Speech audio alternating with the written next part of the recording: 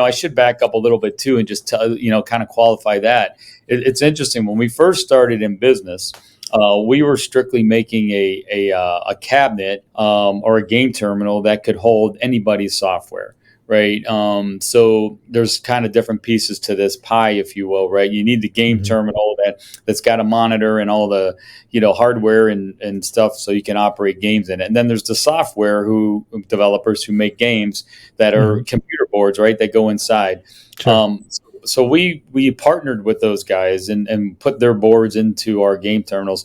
It's now led to the point where we have our own software coming out, which will be launched here, probably in the next let's say couple months. Yeah. And then it adds another product line that we'll be able to supply. And one thing leads to another. And after we were doing game terminals for a while, we also had a inquiry from a customer that wanted to know how they could, automate their payouts after a player plays, and they win.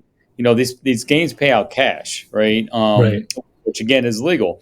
So they wanted to know how they could kind of automate that process and take the cash handling out of the hands of people within in a location, right? So let's just dial up an example here, if you will, on here about, let's say you have a bowling center, right? And, they want to put game terminals in, and without an automatic payout solution, they may have literally a cigar box or some sort of a cash bag behind the counter. And, Forrest, you play, you just won $112, and you got this ticket, right, that says, hey, I won $112 on it. I want paid. The old way would you go up to the counter and that person would count out 112 and hand it over to you. So, obviously you can see some holes in that little process. Of course. Right. Right. So one of our customers got kind of tired of that and plugging up those holes. So he asked us to develop a machine that could do that. So, we did. It was really fun. This is now, we're probably 4.5 years into it, but it was quite the development process, and it's a kiosk that automates payout. And it's, very cool. for all, description, it's an ATM, right?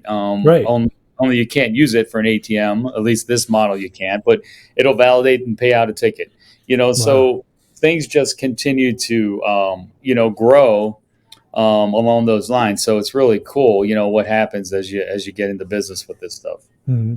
Yeah, no, that's really cool. I didn't know that you even have the ability for that, because I know that is a major issue for a lot of these people with the lottery and the skills, is that cash control. Yeah, and then in this segment of the industry, we were the first to come out with a product because again, it didn't exist. So we got this question asked, and we were really interested in trying to do it.